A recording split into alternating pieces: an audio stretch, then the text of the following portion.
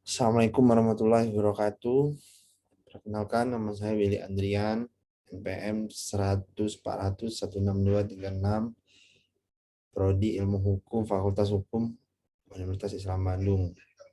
Izinkan saya di sini mempresentasikan karya ilmiah saya tentang penegakan hukum tindak pidana korupsi dana asabri dihubungkan dengan Undang-Undang Nomor 20 Tahun 2001 tentang perubahan atas Undang-Undang Nomor 31 Tahun 1999 tentang pemberantasan tindak pidana korupsi.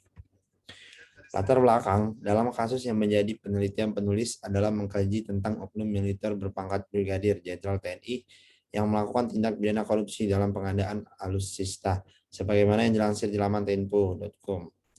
Kejaksaan Agung menetapkan 8 orang sebagai tersangka kasus dugaan korupsi PT Asabri, termasuk diantaranya adalah mantan Direktur Utama PT Asabri, Mayor Jenderal Purnawirawan Adam R. Damiri, dan Letnan Jenderal Purnawirawan Sony Wijaya.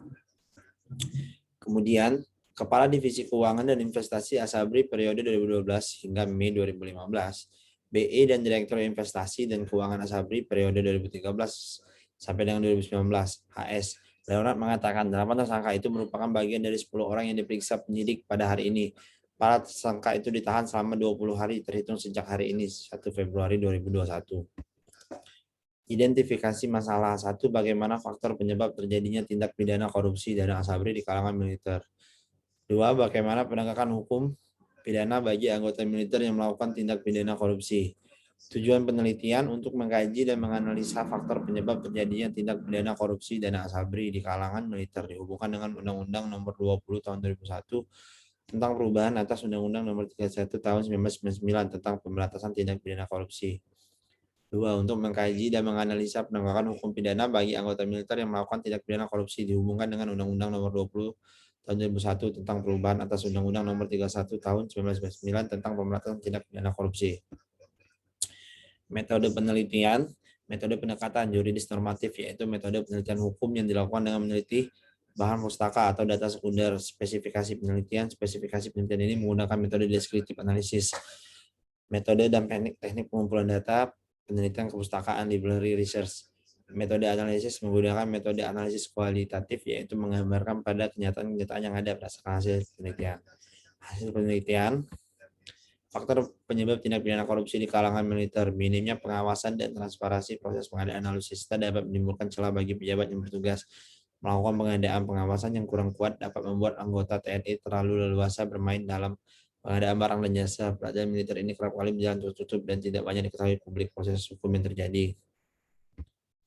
Penegakan hukum pidana pada sanksi administrasi bagi anggota militer yang melakukan tindak pidana korupsi alat utama sistem pertahanan negara. Terdakwa Adam R. Damiri terbukti melakukan tindak pidana korupsi sudah tepat apabila didakwa pasal 2 ayat 1 junto pasal 18 Undang-Undang Nomor 31 Tahun 1999 tentang pemberantasan tindak pidana korupsi sebagaimana telah dirubah dengan Undang-Undang Nomor 20 Tahun 2001 tentang perubahan atas Undang-Undang Nomor 31 Tahun 1999 tentang pemberantasan tindak pidana korupsi. Unsur-unsur tindak pidana korupsi yang dirumuskan pada pasal 2 ayat 1 Undang-Undang PTPK adalah setiap orang secara melawan hukum, melakukan perbuatan memperkaya diri sendiri atau orang lain atau suatu korporasi yang dapat merugikan keuangan negara atau perekonomian negara. Yang pertama, setiap orang. Yang kedua, melakukan perbuatan memperkaya diri sendiri atau orang lain atau suatu korporasi. Yang ketiga, perbuatannya dilakukan secara melawan hukum. Yang keempat, unsur dapat merugikan keuangan negara atau perekonomian negara. Kesimpulan, faktor penyebab tindak pidana korupsi di kalangan militer, minimnya pengawasan dan transparansi proses pengadaan alutsista dapat menimbulkan celah bagi pejabat yang bertugas. Melakukan pengadaan pengawasan yang kurang kuat dapat membuat anggota TNI terlalu luasa bermain dalam pengadaan barang dan jasa.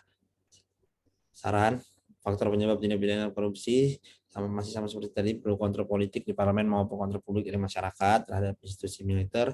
2. Penegakan hukum pidana dan sanksi administrasi bagi anggota militer yang melakukan tindak pidana korupsi. Perlu dilakukannya pembaruan hukum yang baru sehingga diharapkan agar lebih efektif untuk mencegah tindak pidana korupsi di kalangan militer sehingga kebutuhan reformasi militer akan terpenuhi. Terima kasih. Sekian presentasi dari saya. Assalamualaikum warahmatullahi wabarakatuh.